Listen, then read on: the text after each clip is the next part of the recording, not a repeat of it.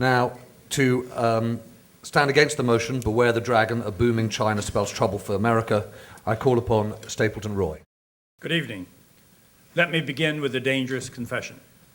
I love Fu Manchu novels. I've read them all. I've seen every movie version that I can get my hands on. Nothing sends shudders up my spine so much as contemplating sinister Chinese scheming to control the world. So when I was confronted with the question of whether a booming China spells trouble for the United States, my natural instinct was to think of Fu Manchu and to give a resounding yes. But then I remembered that I majored in history in college, not in the world's great literature.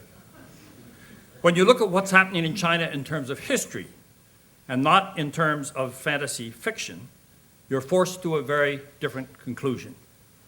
I grew up in wartime China. I was in China as a high school student at the time of the Communist Revolution in 1949. I visited China 3 times during the turmoil of the Cultural Revolution. When I visit China now, the situation is so different and so much better than China was in those days. Nevertheless, the question before you is a serious one. Any country of 1.3 billion people can spell trouble for us or for the global system. I have dealt with China professionally for over 30 years. It has been troublesome throughout that period. Our relations have improved. We have done well. But this is true that China can cause trouble, whether it's in boom or bust.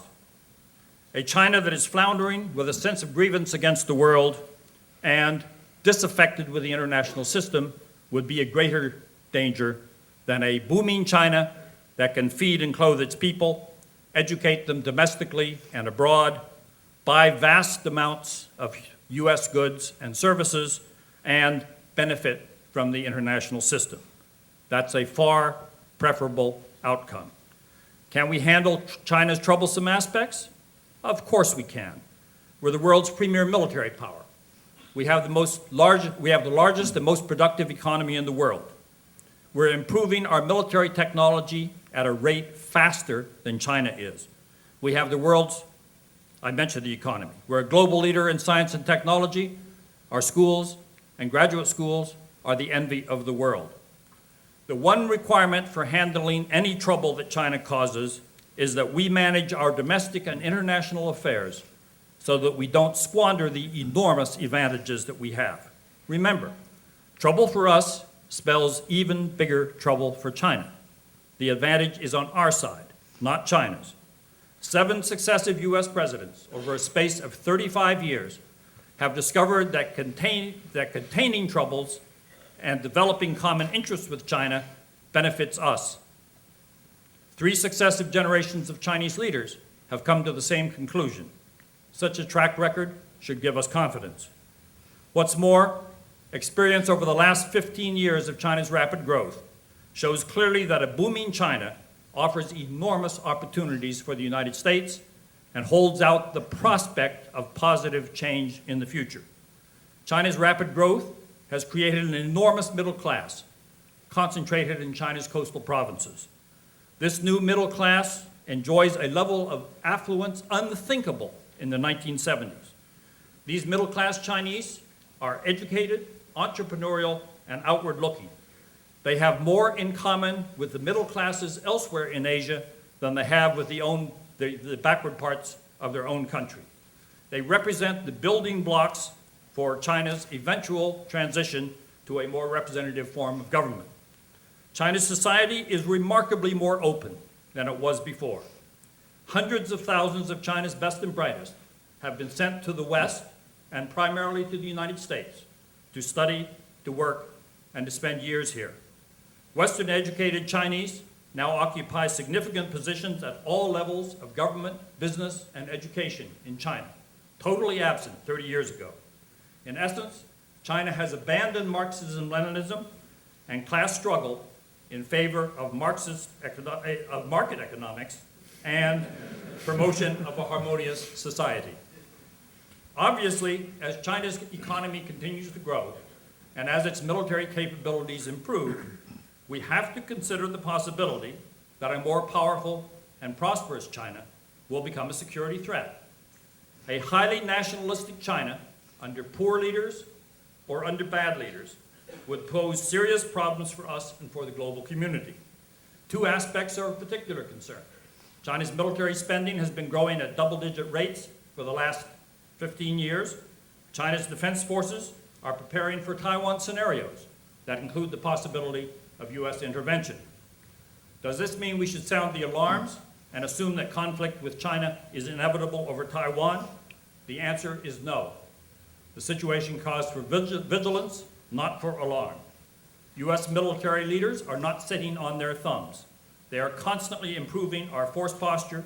They are quietly confident that we can handle any challenges, and they believe that conflict can be avoided. Such confidence is warranted.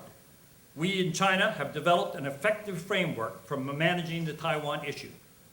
Both countries, the United States and China, have stated that they are opposed to unilateral changes in the status quo with respect to Taiwan. In addition, enormous common interests have developed on both sides of the Taiwan Strait, interests missing before we befriended China.